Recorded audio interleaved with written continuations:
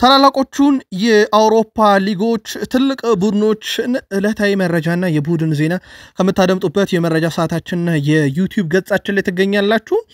የአውሮፓ ሊጎች ተመለሱ ከኢንተርናሽናል ብሬክ በኋላ የአውሮፓ ሻምፒዮንስ ሊግ ምሽቶችም በሳምንቱ አጋማሽ ይካሄዳሉ። በታላላቆቹ ሊጎች ውስጥ ትልቅ መረጃዎችን ለዚህ ሰዓት ይዘን መተናል። አስቀድመን የተወሰኑ የሀገራዊ ጉዳዮችን ለማንሳት ግድ ስለሚለን እናነሳለን። ከዛ በኋላ የአውሮፓ ምሽቶችን እናነሳለን። ማክሰኞ፣ ሮብ ቀጥለው ይካሄዳሉ። ተጠባቂ ጨዋታዎች አሉ በአውሮፓ ሻምፒዮንስ ሊግ።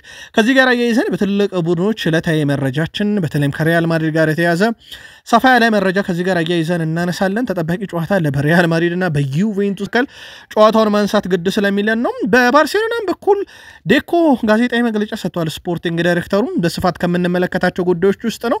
ከዛ ውጪ በታላላቆቹ የአውሮፓ ሊጎች ትልቅ ክለቦችን የተመለከተ ወቅታዊ ጥንቅሮቻችን በዓለም ከዋክብቶችም ዘንድ ዛሬ እንደተጠበቀ ነው።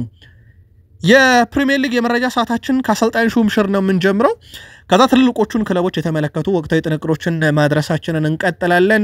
ከቶትናም ጋር ያይዘን የምነግራችሁ መረጃ አለ። ሲቲ ቤት የቡድን ዜና ነው ይዘን የመጣ ነው። በሳምንቱ አጋማሽ የአውሮፓ ሻምፒዮንስ ሊግ ጨዋታ ያለበት ወደ ስፔን አቅንቶ ጨዋታ ያደርጋል ሲቲ። ከዚህ ጋር ያይዘን ተጨማሪ መረጃዎችን እናነሳለን። ከቼልሲ ጋር ከምናነሳቸው ጉዳዮች ውስጥ አንደኛው የቀይ ካርድን ጉዳይ በተመለከተ ነው። አምበሉ ሪስ ጄምስ የሚለው ነገር አለ። ከዚህ ቀይ ካርድ ጋር በተያያዘ ዘ ስፔሻል ዋን ጆዜ ሞሪኒዮም የሚሉን አለ፣ እናደርሳቸዋለን። በሊቨርፑል በኩል ምናልባት በእንቅርት ላይ ጆሮ ደግፍ የሚሆኑ የቡድን ቁልፍ ተጫዋች ተጎድቷል። ተጨማሪ መረጃዎችን ይዘን መተናል። ከዛ ውጭ የቡድኑን ተጫዋቾች ሳላ፣ ፍሎሪያን ቬርዝን ራሳቸው ስሎት የሰጡትን ተጨማሪ ማብራሪያ እናደርሳቸዋለን።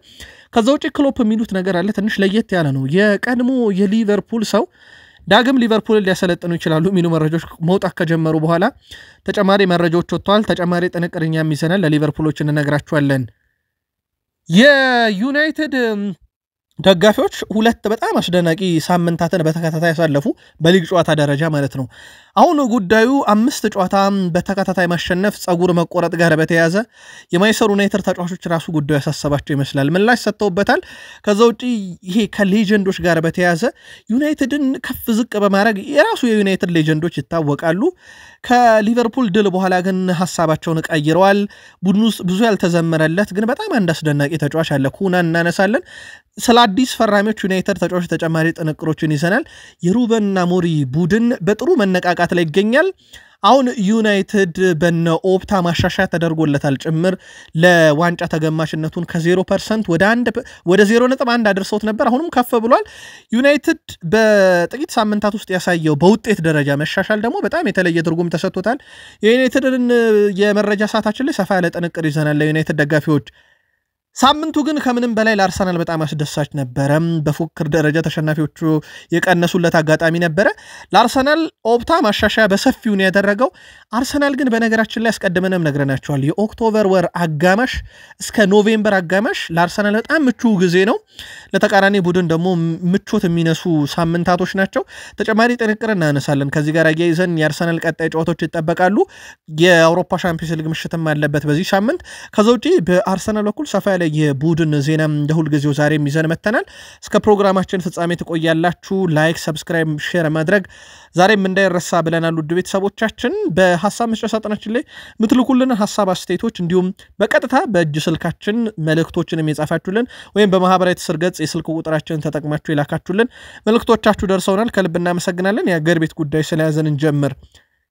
ወሳኝ የአፍሪካ ዋንጫ ማጣሪያ ጨዋታ ያለበት የኢትዮጵያ ሴቶች ብሔራዊ ቡድን የመጨረሻ ልምምዱን ሰርተዋል።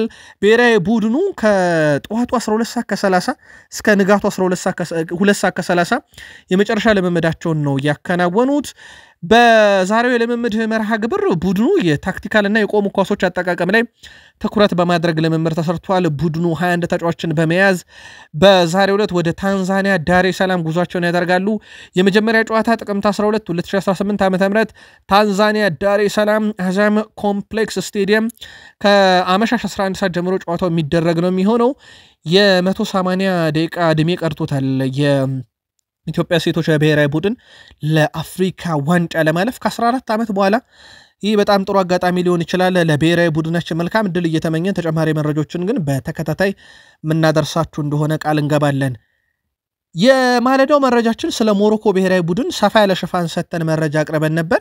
ግን በሐሳብ መስጫ ሳጥናችን ላይ አንድ አድማጫችን ለምን የሞሮኮን ድል ዘለልከው የሚል ጥያቄ አቅርቦልን ነበር። በእርግጠኝነት ለተከታተላችሁ ከሀገር ቤት የሳምንቱ የኢትዮጵያ ፕሪሚየር ሊግ ጨዋታ ቀጥሎ ከባህር ማዶ መረጃችን በፊት አፍሪካን መረጃ ነው የምናስከትለውና በፕሮግራማችን ኤዲቶሪያል መሰረት የሀገር ቤት መረጃ ቀጥሎ አፍሪካ ቀጥሎ ወደ አውሮፓ ነው የምንሻገረው። በዛ መሰረት የማለዳው መረጃችን ላይ ሞሮኮን ድል ሽፋን ሰጥተን አቅርበናል። ከ2009 በኋላ ጋና ቀጥሎ የአፍሪካ የዓለም ዋንጫን ከ20 ዓመት በታች ያነሳችው ሞሮኮ መሆኗን ጠቅሰን ውድድሩ 6 ጊዜ ያሸነፈችው አርጀንቲና በውድድሩ ታሪክ ለሁለተኛ ጊዜ የፍጻሜ ጨዋታ መሸነፏን ነግረናችሁ ሞሮኮ የ20 ዓመት በታች የዓለም ዋንጫ ለመጀመሪያ ጊዜ ማንሳቷን 2-0 በሆነ ውጤት አሸንፋ ማለት ነው ማሸነፏን ነግረናችሁ ነበር። ምናልባት ለማስታወስ ያክል ብቻ ነው ያው የአድማጫችንም ጥያቄ ስለነበረ ነው ያነሳ ነው እንጂ በማለዳው መረጃችን ከኢትዮጵያ ፕሪሚየር ሊግ ዜና ቀጥሎ ያቀረብነው የሞሮኮን ድል ነበር። ምክንያቱም በኤዲቶሪያላችን መሰረት ከሀገር ቤት ቀጥሎ የአፍሪካ መረጃን ስለምናነሳ ወደ አውሮፓ መረጃችን እንሻገር። የአውሮፓ ሊጎች ከኢንተርናሽናል ብሬክ በኋላ ከተመለሱ በኋላ በሳምንቱ መጨረሻ ተካሄዱ። አርብ፣ ቅዳሜ፣ እሁድ በእርግጥ ሰኞ ምሽት ቀጥሎ የሚካሄዱ ጨዋታዎች አሉ። ማክሰኞ ምሽት ጀምሮ ደግሞ የአውሮፓ ሻምፒዮንስ ሊግ ይመለሳል። ማክሰኞ ምሽት ባርሴሎና ከኦሎምፒያኮስ፣ ካይራት ከፓፎስ ምሽት 1:45 ጀምሮ ጨዋታቸውን ማክሰኞ ምሽት ያደርጋሉ። ተጠባቂ ጨዋታዎች ምሽት 4 ሰዓት ጀምሮ መካሄድ ይጀምራሉ። አርሰናል ከአትሌቲኮ ማድሪድ ትልቁ ጨዋታ ኤምሬትስ ላይ ይደረጋል። ኮፐንሃገን ከቦሩሲያ ዶርትመንድ፣ ባየርን ሌቨርኩሰን ከፓሪስ ሰን ዠርሜን፣ ኒውካስል ከቤኔፊካ፣ ፒኤስቪ አይንዶቨን ከናፖሊ፣ ዩኒየን ሴንት ግሎሲን ከኢንተር ሚላን፣ ቪላሪያል ከማን ሲቲ እነኚህ ማክሰኞ ምሽት 4 ሰዓት የሚደረጉ ናቸው። ከሮብ ምሽት 1:45 ጀምሮ ደግሞ አትሌቲኮ ቢልባኦ ከካራባግ፣ ጋላታሳራይ ከቦቶ ጌልሜት እንደዚሁ ምሽት 4 ሰዓት ሮብ፣ አታላንታም ከስላቫ ፕራ፣ ባየርን ሙኒክ ከክለብ ብሩጅ፣ ቼልሲ ከአያክስ፣ ፍራንክፈርት ከሊቨርፑል፣ ሞናኮ ከቶትናም ሆትስፐርስ፣ ሪያል ማድሪድ ከዩቬንቱስ እና ስፖርቲንግ ሊዝበን ከማርሴይ የሚያደርጓቸው ጨዋታዎች ደግሞ እነኚህ ሮብ ምሽት 4 ሰዓት ጀምሮ የሚደረጉ መርሃ ግብሮች ናቸው። ሰፊ ሽፋን እንሰጣቸዋለን በተከታታይ መረጃ ሰዓታችን ላይ። አሁን በአውሮፓ ውስጥ የሚገኙ የአውሮፓ ሻምፒዮንስ ሊግን መርሃ ግብር እየተጫወቱ ካሉ ተጫዋቾች ውስጥ ጥቂት ደቂቃ የሚፈጅበት ግብ ለማግባት ኬሊያን መባፔ ሆኗል። በ90 ደቂቃ 0.67 ግቦችን እያስቆጠረ ይገኛል ኬሊያን መባፔ።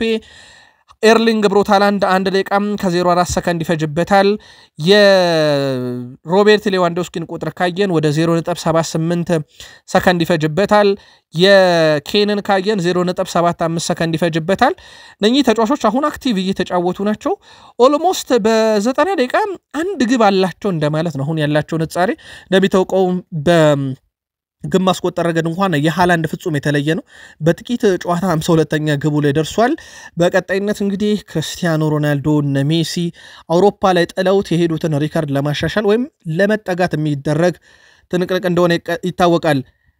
ሪያል ማድሪድን እናንሳም። ሪያል ማድሪድ በጣም ወሳኝ የአውሮፓ ሻምፒዮንስ ሊግ ከዩቬንቱስ ጋር በዚህ ሳምንት እንዳለበት ይታወቃል በሳንቲያጎ ቤርናቢዮ ስቴዲየም።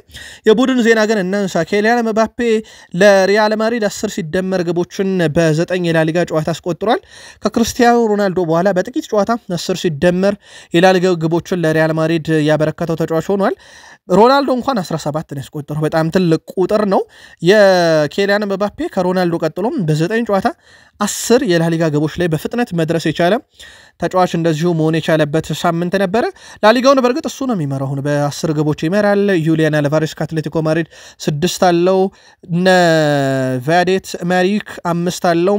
5 ያላቸው ብዙ አሉ። እነ ካይራል ኢታን፣ እነ ቪኒሺየስ ጁኒየር 5 አላቸው። ሮቤርት ሌዋንዶስኪ 4 አለው። ኬሊያን መባፔ ነው ግን በ10 ግቦች ላሊጋውን እየመራው የሚገኘው። የኬሊያን መባፔ የዘንድሮ ቁጥር በጣም አስደናቂ ነው። ከሁሉም በተሻለ በላሊጋውን ብቻ ሳይሆን በአውሮፓም ዙሪያ በጣም ትልቅ ቁጥር ነው ያለው። በእርግጥ እነ ሃላንድ በዚህ ረገድ ቅድሚያ ስፍራውን ቢወስዱ በአውሮፓ ውስጥ ግን በትልቁ ልንጠቅሰው የምንችለው ተጫዋች ነው በዘንድሮ ፐርፎርማንስ። ለአብነት ያክል በምሽቱ ጨዋታ ሄታፌን 1-0 ሲያሸንፉ የድል ማድረጊያ ግብ ያስቆጠረው እሱ እንደነበረ ይታወቃል። 11 ጨዋታ 15 ግብ 3 አሲስት 7 ጊዜ ጨዋታ ኮከብ የተባለ በዛ ላይ ደግሞ ኬሊያን መባፔ 11ኛ ተከታታይ ግቡ ላይ ደረሰ። ሃላንድን በእርግጥ በዚህ ዓመት 11 ደርሷል። ኬን 9 ያለው ሌላ በጣም አስደናቂ ታሪክ የተቃረበ ተጫዋች ሆኗል ኬሊያን መባፔ። ምናልባት የኬሊያን መባፔ የአምና ውድድርን በዚህ ሰዓት ከገመገምነው በጣም ደካማ ነበር አምና በዚህ ሰዓት ላይ ካስታወሳችሁ ጥቂት ጊዜ ስጡኝ ካለ በኋላ ከዲሴምበር ወር በኋላ ግን የኬሊያን ምባፔ ምርጡ ዓመት መጣም እስካሁንም አላባራም ምናልባት በግል ክብር ደረጃ የሪያል ማድሪድ የዋንጫ ባለቤትነት ዘንድሮ በትልቁ ይጠበቃል ከቲቦት ኮርቷ ጋር በተያያዘ ቲቦት ኮርቷ ከባድ ጉዳት አላስተናገደም ስለዚህ የኤል ክላሲኮ ጨዋታ ላይ ይገኛል ተብሎ ይታሰባል በሪያል ማድሪድ በኩል ከዛ ውጪ በዳቪድ አላባ በኩል አዲስ ጉዳት አስተናግዷል ዛሬ ተጨማሪ ምርመራ ይደረግለታል ስለተባለ በቀጣይ የመረጃ ሰዓታችን ለሪያል ማድሪድ ደጋፊዎች ተጨማሪ ጥንቅሮችን እናመጣለን ከዚህኛው የጉዳት መረጃ ጋር በተያያዘ በሪያል ማድሪድ በኩል በእርግጥ ወሳኝ ተጫዋቾቹን እያጣ ይገኛል ከኤል ክላሲኮም ጨዋታ በላይ ግን የኤል ክላሲኮ ትልቁ ጨዋታ ስለሆነ ሽፋን አገኘ እንጂ የሪያል ማድሪድ የአውሮፓ ሻምፒዮንስ ሊግ የሮም ምሽት ጨዋታ በራሱ ቀላል አይደለም ዩቬንቱስ ነው የሚገጥመው በእርግጥ ዩቬንቱስ በዚህ ሳምንት በኮሞ በጣሊያን 2-0 በሆነ ውጤት ተሸንፏል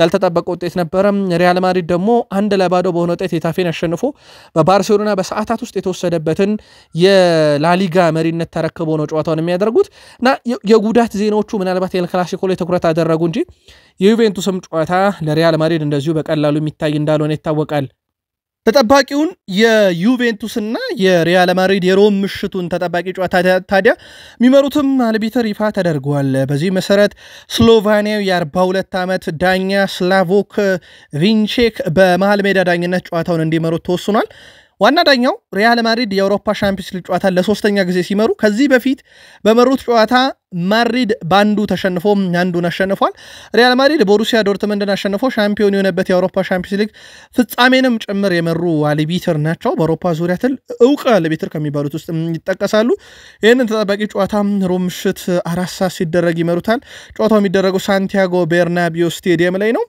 በሪያል ማድሪድ በኩል እንግዲህ ይህ አዲሱ ፎርማት ከመጣ በኋላ ምቾት ካልተሰማቸው ቡድኖች ውስጥ ልንጠቅስ እንችላለን ሪያል ማድሪድን እንደሚታወቀው ቀጥታ 8 ቡድኖች ያልፋሉ ከ9 እስከ 24 የወጡት በጥሎ ማለፍ 16 ይገባሉ አዲሱ ፎርማት ለሁለተኛ ዓመት እየተገበረ እንደሆነ ይታወቃል ለማንኛውም ኃያላኖቹ ዩቬንቱስ እና ሪያል ማድሪድ ሮም ምሽት ጨዋታቸውን በኒ አልቢተር ፊት የሚያደርጉ ይሆናል ባርሴሎና እንሂድ የባርሴሎና ዳይሬክተር ከሰሞኑ ከባርሴሎና ጋር ብዙ ተጫዋቾች ስማቸው ሲነሳ ሰማንና ለሱ ጥያቄ ከጋዜጠኞች ለዚህ መረጃ ከጋዜጠኞች ጥያቄ ቀርቦላቸው ነበር የባርሴሎና ዳይሬክተር ዴኮ ምላሽ ሰጥቶበታል እኛ በጥር አንድ ተጫዋች አናስፈርምም ብለዋል ይሄ እቅዳችን ነው ስለዚህ ተጫዋች ካመጣን በክረምት እንጂ በጥር ተጫዋች የማስፈረም ምንም አይነት እቅድም ፍላጎትም የለንም ብለዋል እሳቸው ከሰሞኑ አንድ ተጫዋች ስሙ በትልቁ ሰማን በተለይም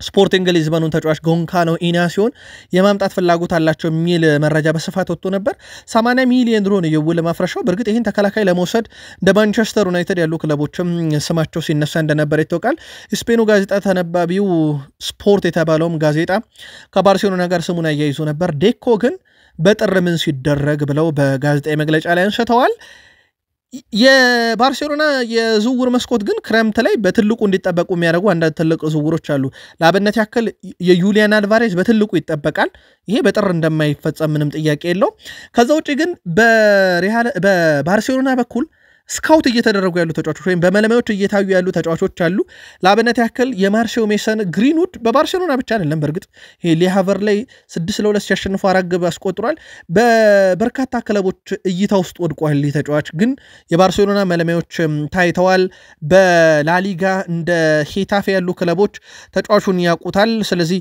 ይሄ በስፔን ውስጥ የፈላጊዎቹ ቁጥር ከፍ ያለ ነው ባርሴሎናዎችም በዛው በላሊጋ በተቃራኒው ሆኖ ሲፋለማቸው ያውቁታል አሁን ደግሞ በኦሎምፒክ ማርሴይ ጨዋታ ላይ መለማዮችንም ልከው ጭምር ሲመለከቱት ነበር ተብሏል በቀጣይነት ሜሰን ግሪንውድን ደግሞ የራፊኒያ ተተኪ የማድረግ እቅድ አላቸው 9 ቁጥር ያው ሮበርት ሌዋንዶስኪ እንደሚተካ ይጠበቃል በማን የሚለው ግን በርካታ አማራጮች አሉ ዴኮ ከጥር ይልቅ ሞር ክረምት ላይ እናስፈርማለን ብለዋል የቡንደስሊጋው ኮከብ ከተጫዋች ባየር ሙኒክ ነው ከክለብ ከተጫዋች ሃሪኬን ነው ከክለብ ያው ባየር ሙኒክ የውድድሩ አስደናቂ ቡድን ነው በነገራችን ላይ በቡንደስሊጋ ባየር ሙኒክ ከሰባቱን አሸንፏል የሃሪኬን በእነኚህ 7 ጨዋታ 12 የቡንደስሊጋ ግብ አነጋጋሪ ናቸው። ቀጥሎም ግን በነገራችን ላይ በላሊጋው ከፍተኛ በቡንደስሊጋው ከፍተኛ ግብ አስቆጣሪ ዲያዝ ነው 5 አለው። ካን ዩኑስ የአይንትራክ ፍራንክፈርት በጣም አስደናቂ ምናልባት የጥርና የክረምት አነጋጋሪ ተጫዋች ይሆናል ተብሎ ይታሰባል 5 አለው። ክሪስቶፈር ባምጎንተር 4 አለው። አሌሃንድሮ ግራማልዶ 4 አለው። ሃሪኬን በ12 ግቦች ግን የቡንደስሊጋው ከፍተኛ ግብ አስቆጣሪነቱን እየመራው ይገኛል። ከማኑኤል ኑዌር ጋር በተያያዘ ዘው ባየር ሙኒክ ቆይተን 39 ዓመቱ ላይ ይገኛል። አሁን ላይ በቡንደስሊጋው በነገራችን ላይ በርካታ ድል ያለው ተጫዋች እሱ ነው። አሁን ላይ 363 ድል አለው።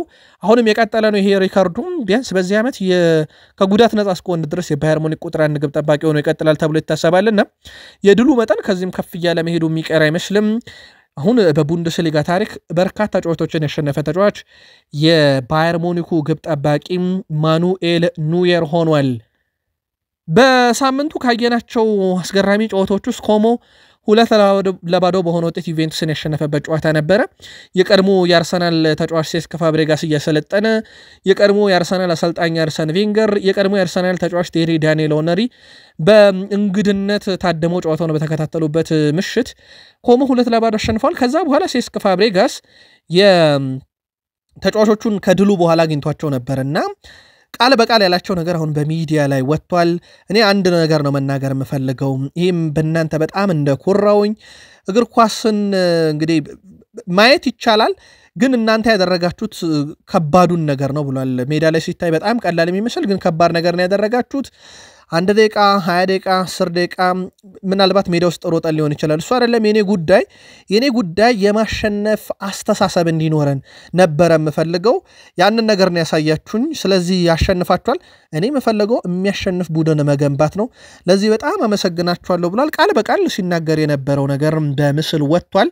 በተጫዋቾቹ በጣም ደስተኛ እንደሆነም ሲናገር ነበረ።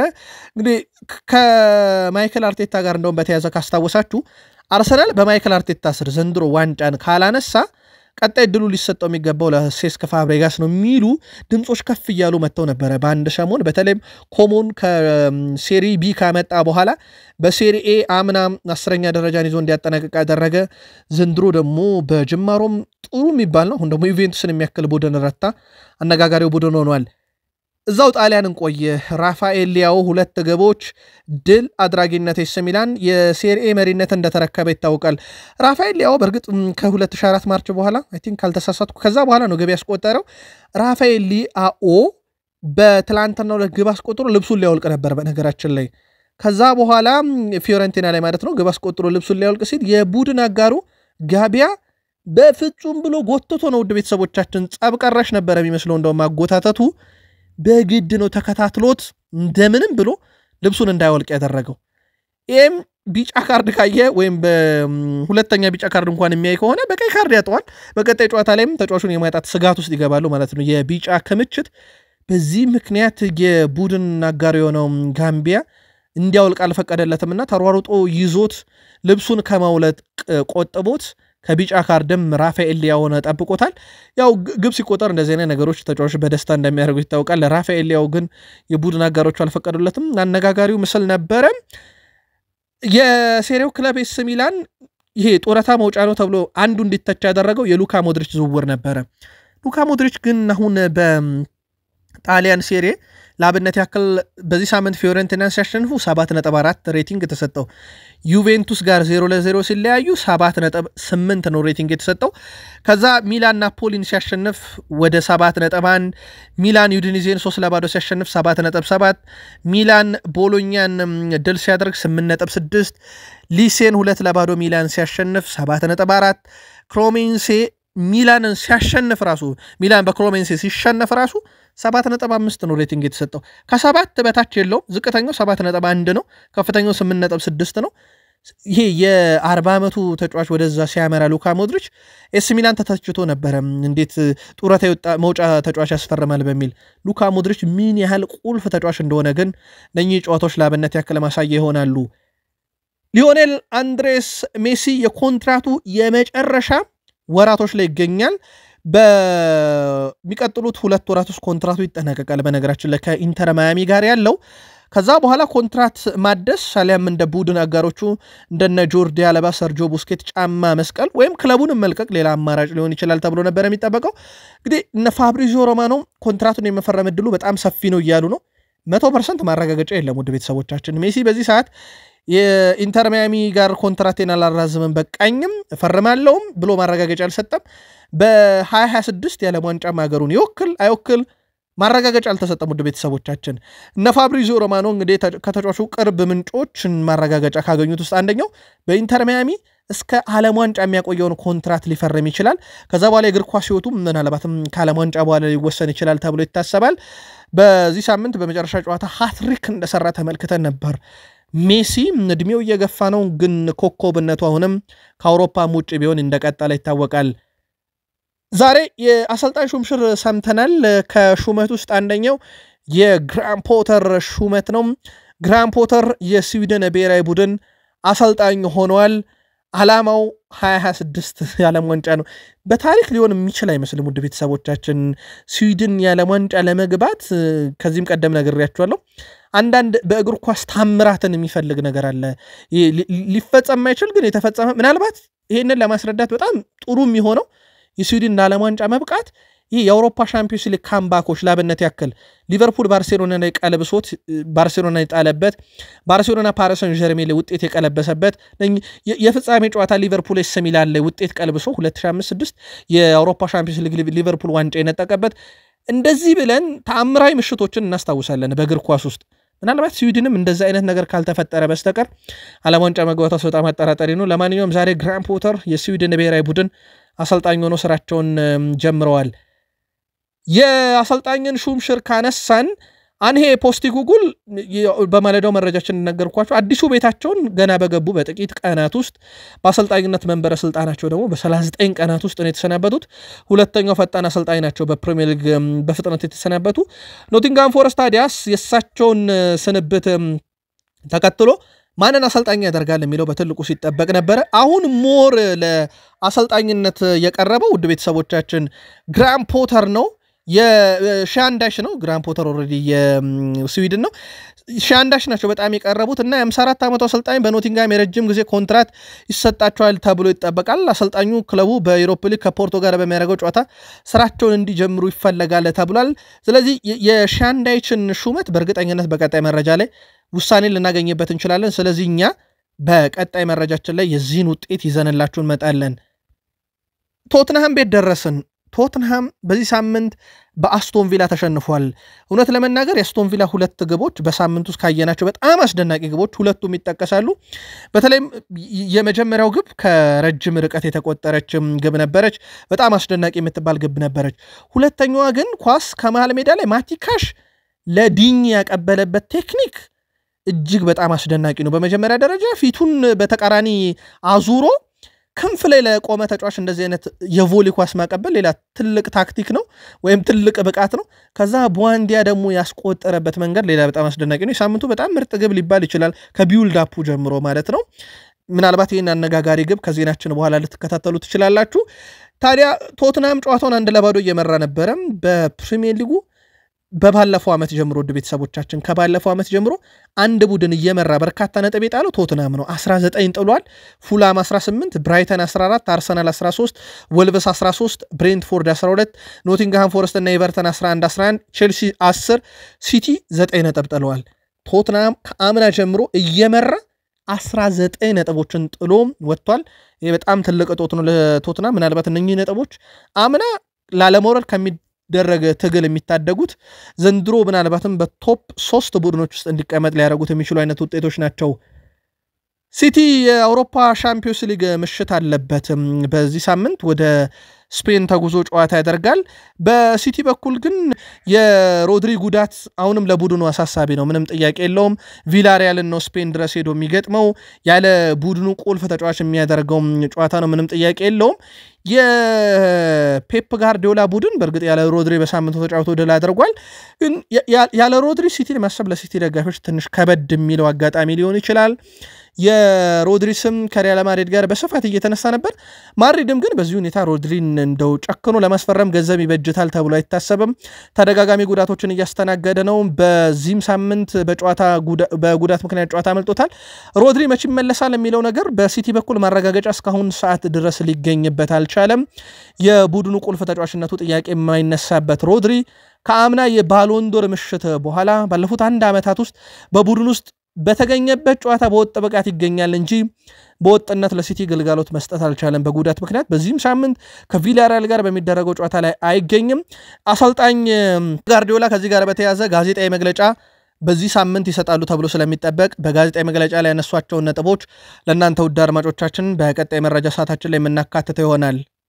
በቼልሲ በኩል በጣም አሳሳቢ ነገር ይሄ ተደጋጋሚ ቀይ ካርዶች ጉዳይ ነበረ። ከዚህ ጋር በተያያዘ በርከት ያሉ ቼልሲ ደጋፊዎች ኃላፊነቱ እንደው ማሬስካ ይወስዳሉ ብለው ነበር። እሳቸው በራሱ በሳምንቱ ቡድናቸው ኖቲንግሃምን ሲያሸንፍ በቀይ ካርድ ምክንያት እንዳልነበሩ ይታወቃል። የቡድኑ አምበል ሪስ ጄምስ ከዚህ ጋር በተያያዘ ሐሳቡን አጋርቷል። የመጀመሪያው በጣም ከባድ አጋጣሚዎች ነው ብሏል። በቡድን ውስጥ እንደኛ አይነት ቀይ ካርዶች በተደጋጋሚ ቢኖሩም ግን ሁሉም የራሳቸው ይዘት ነበራቸው ወይም ተመሳይነት የላቸው የሚል ሐሳብን አጋርቷል። የቀጥታ ቀይ ካርድም እንዳልሆነ ካነሳ በኋላ የጉስቶን በቅርብ ርቀት ከሱ ጋር እንደነበረ ጥፋቶቹ የደቂቃዎች መዘግየት ኳስን ለማግኘት ተብሎ የተፈጸሙ ታክሎች ግን ደግሞ በመዘግየታቸው ምክንያት የተፈጸሙ ናቸው። እንደዚህ አይነት ነገሮች ለቡድናችን በጨዋታው ላይ ችግሮች ቢያመጡብንም ግን ሆን ተብሎ የተደረጉ አይደሉም። እነኚህ ነገሮች መቅረፍ እንሰራለን ብለዋል። ከቼልሲ ጋር በተያያዘ በሳምንቱ ኖቲንግሃም ፎረስትን ድል ሲያደርግ በእርግጥ የመጨረሻዎቹ ደቂቃ አካባቢ ነበረ ጉስቶ የወጣው ማስተካከያ ግን ያስፈልጋቸዋል ብለዋል የቡድኑ አምበል ሪስ ጄምስ። በፍጹም ሊቀጥል አይገባም ብለዋል። የቼልሲ ደጋፊዎች በጉዳዩ ላይም ሐሳባቸውን ሲያጋሩ ማሬስካ ቡድኑን በዚህ ረገድ ማረም ማስተካከል ይገባቸዋል የሚል ሐሳብ አጋርተውን ነበረ። ከጆዜ ሞሪኒዮ ጋር በተያያዘ ስፔሻል ዋን ጆዜ ሞሪኒዮ ስለ ጄሚ ካራገር ሐሳባቸውን አጋርተዋል። ይህ ቼልሲ ላይ ከሚሰነዝራቸው ትችት አንጻር ተነስተው ብቻ አይደለም እሳቸው እንደ አጠቃላይ ግን የጄሚ ካራገርን ትችት በፍጹም ተቀባይነት የለውም እያሉ ይገኛል። ቡድኖቹን የሚተችበት መንገድ፣ ተጫዋቾችን የሚተችበት መንገድ ይህ በእግር ኳስ ውስጥ 1000 ምርጥ ተከላካዮች ውስጥ ማላካተተው ሰው መሆኑም በጣም ያናዳል ብለዋል። ፕሪሚየር ሊግ ዋንጫን ማሸነፍ በጣም ቀላል አይደለም ብለዋል ጆዜ ሞሪኒዮ። በእርግጥ እሳቸው በቼልሲ ይህንን ደጋግመው አደረገውታል። ግን የፕሪሚየር ሊግን ዋንጫ ማሸነፍ በጣም አስቸጋሪ ነው። እናም በፕሪሚየር ሊግ ውስጥ እንደዚህ አይነት ልምድ የሌላቸው ሰዎች ባይናገሩ ይሻላል እያሉ ነው። ጆዜ ሞሪኒዮ የዘንድሮ የፕሪሚየር ሊግ ዋንጫ በጥቂት ክለቦች ብቻ ሊወሰድ ይችላል ብዬ አልጠብቅም። ብዙ ሰርፕራይዝ የሚያደርጉ አጋጣሚዎች ሊፈጠሩበት ይችላል ብለዋል። ሊቨርፑል ተከታታይ 4 ጨዋታ መሸነፉ ብዙ ትችት ውስጥ እንደጣለው ይታወቃል። ግን አሳሳቢ ጉዳይ አሁን የሪያን ግራቨንበርክ ጉዳይ ነው። ተጫዋቹ ጉዳት አስተናግዷል። የቁርጭምጭሚት ጉዳት ማስተናገዱ ተረጋግጧል። ውድ ቤተሰቦቻችን ከጉዳዩ ጋር በተያያዘ ቁርጭምጭሚቱ ላይ ጉዳት ስጋት እንዳለበት አርኔ ስሎት አረጋግጠው በቀጣይ ቀናት ሊቨርፑልን ወክሎ የአውሮፓ ምሽት ያሳልፋል ተብሎ አይጠበቅም። ምናልባት ለቀጣይ ሳምንት ጨዋታ ይደርሳል ወይንስ በዚህኛው ሳምንትም ፈጥኖ ይደርሳል በሚለው ጉዳይ ላይ ዛሬ ተጨማሪ ሕክምናዎች ይደረጉለታል። የሕክምና ምርመራ ይደረጋል ለሪያን ግራቨንበርክ። ስለዚህ ዛሬ የሚደረገው የሕክምና ምርመራ ውጤት ተጫዋቹ በቀጣይ ጨዋታ ላይ ይገኛል አይገኝም በሚለው ጉዳይ ላይ ማብራሪያ ይሰጥበታል ማለት ነው። ተጨማሪ መረጃዎችን ለሊቨርፑል ደጋፊዎች ከሕክምና ምርመራ ውጤቱ እጃችን ላይ ከደረሰ የምናደርሳችሁም ይሆናል። ሳላ ያለፉትን 5 የፕሪሚየር ሊግ ጨዋታ ከቢግ 6 ክለቦች ጋር ማለት ነው ያው ሊቨርፑልን ቀነሰን 5 ይሆናሉ። ጎል የሚባል ነገር የለም፣ ምንም ግብ የለም፣ ምንም አሲስት የለም። 445 ደቂቃዎችን ተጉዟል። የሳላ ቁጥር በጣም መጥፎ ሆኗል። በዚህ ዓመት ደግሞ በተለየ መንገድ አምና በዚህ ሰዓት ምርጡ ተጫዋች ነው። ኮንትራትም የፈረመው በዛ ምክንያት እንደነበረ ይታወቃል። በድሪብል ደረጃ እንኳን ብናየው ውድ ቤተሰቦቻችን በዚህ ዓመት 10% ብቻ ድሪብሉ የተሳካለት ተጫዋች ነው።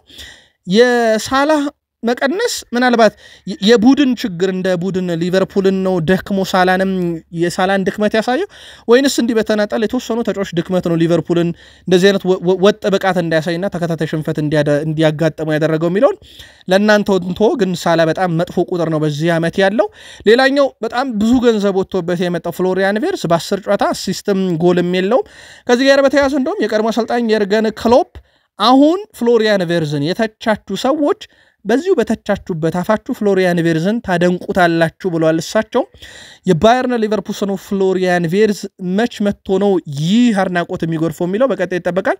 እሳቸው ግን አሁን የተቻችሁት ሁሉ ቀጣይ በዚሁ አፋችሁ ታመሰግኑታላችሁ ብለዋል። በ10 ጨዋታ ምንም አይነት የግብ አስተዋጽኦ የለውም። ስሎት በቡድን ውስጥ እንግዲህ ከገጠማቸው ችግር ውስጥ አንደኛው ከክሎፕ ጋር እያይዞ የመጣው ንጻሬ በራሱ አንደኛው ነው። ያምናው ቡድን የለም የክሎፕ ነው። ስለዚህ ያምናው ቡድን ዋንጫ የበላው የክሎፕ ቡድን ነው። ዘንድሮ የሳቸው ቡድን ደካማ ነው እየተባለ ትችት እየቀረበባቸው ነው። አሰልጣኝ የርገን ክሎፕ የሊቨርፑል አሰልጣኝ አርኔ ስሎት ባለፈው የውድድር ዘመን ቡድኑን እንዳልቀየሩት ገልጸዋል። አርኔ ስሎት በመጀመሪያ ዓመቱ ቡድኑን አልቀየረም ያሉት ክሎፕ እሱ ብለ ነበር መቀየር ሳይሆን ምርጥ አቋማቸው እንዲያሳዩ መርዳት ነበር የሚያስፈልገው ብለዋል። ቡድኑ ቀድሞኑ ምርጥ ቡድን ነበር፣ ነገር ግን ከዛ በፊት ማሸነፍ አልቻለም ነበር ብለዋል። ስለ ሊቨርፑል አታስቡ፣ ሁሉም ነገር በቅርቡ ወደ ነበረበት ይመለሳል እያሉ ነው የርገን ክሎፕ። ናም የሊቨርፑልም ነገር በዛን ያክል ልክ እንደ ፍሎሪያን ቬርዝ አሳሳቢ አይደለም ብለዋል። ስሎት ግን እንዳሰልጣኝ ሁሌም ፈተናዎች አሉ፣ እናሻሽላቸዋለን ሲሉ ተደምጠዋል።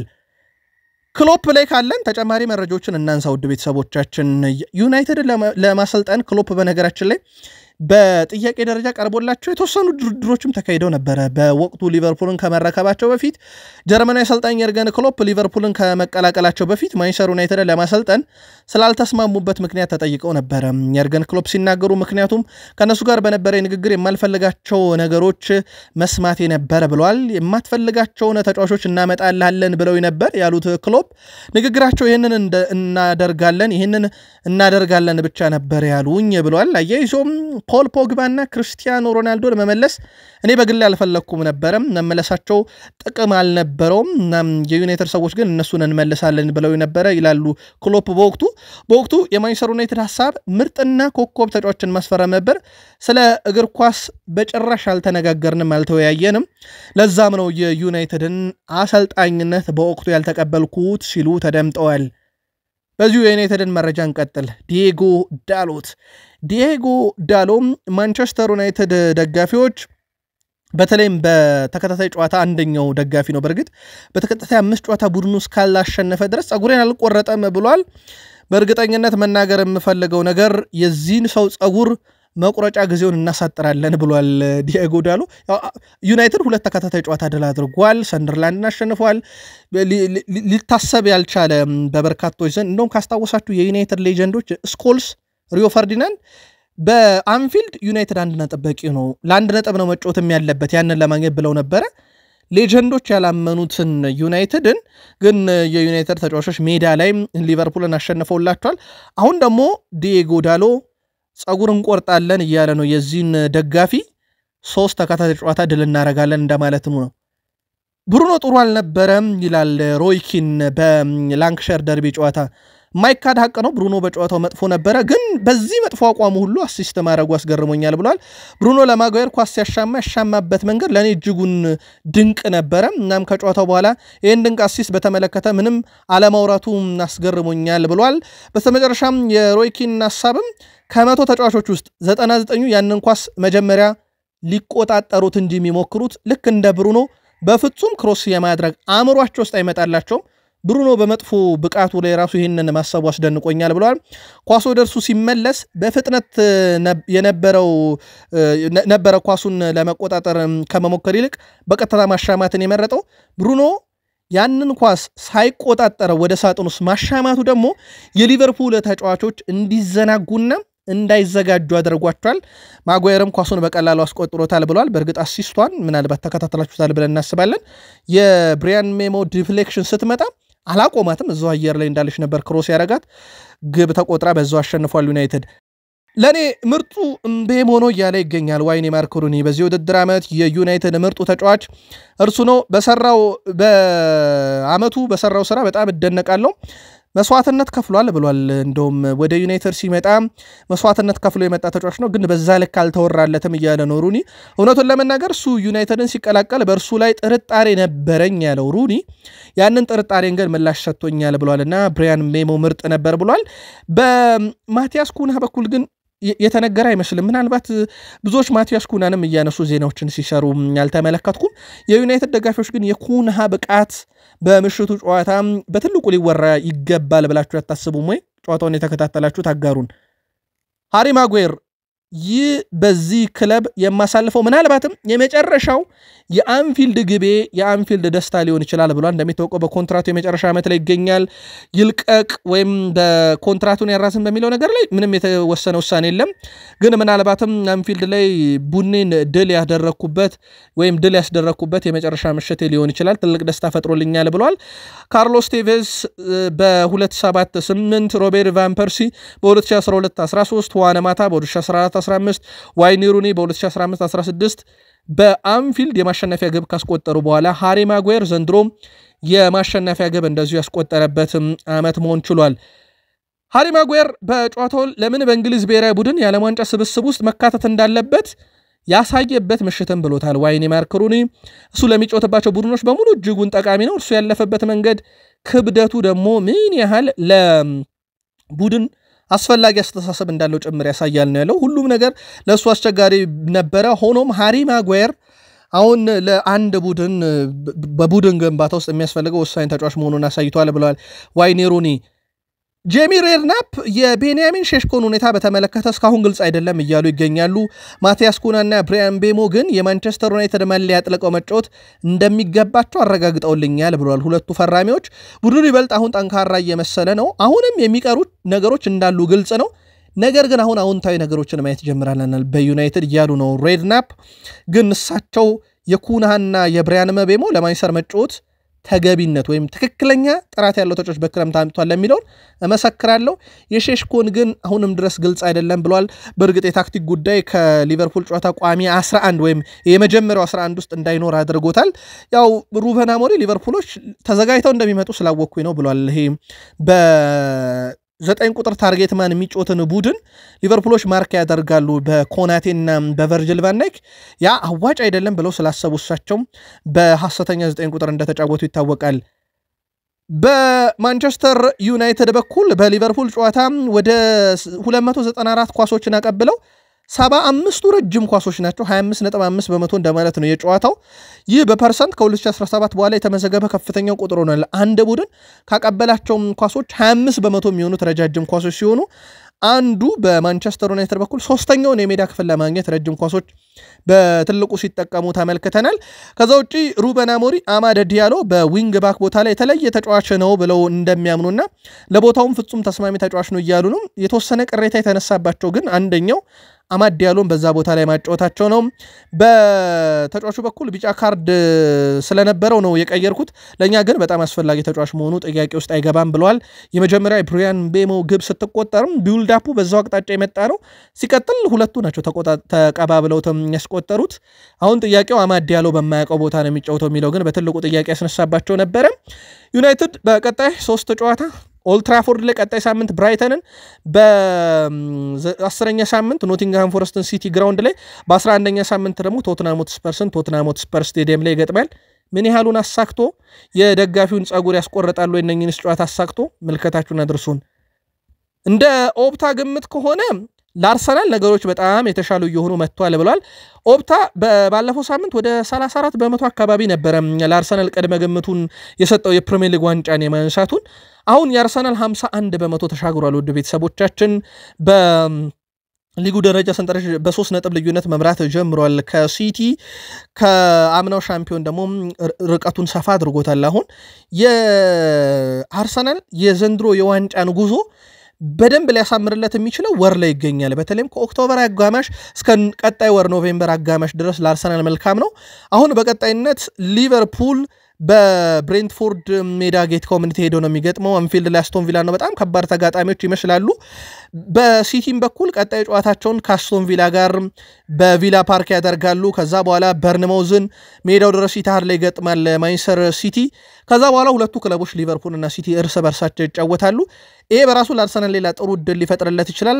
ይሄ በጊዜ የደረጃ ሰንጠረዡ አናት ላይ በነጥብ ልዩነት ሰፋ እያለ በሄደ ቁጥር የራስ መተማመንን ይጨምራልና ኦፕታ 51 በመቶ አድርጌዋለሁ ብሏል። የአርሰናልን አሁን የዋንጫ ማንሳት ሂደት ምናልባት ፕሪሚየር ሊጉ ገና 8ኛ ሳምንት ላይ ነው።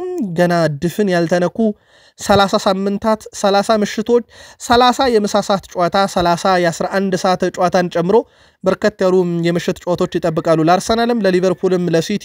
በእርግጥ ሶስቱ ክለቦች በትልቁ እየተጠበቁ ስለሆነ ኦፕታ የአሁኑ ጅማሮን ግን ካየን 51 በመቶ ለአርሰናል ብሏል።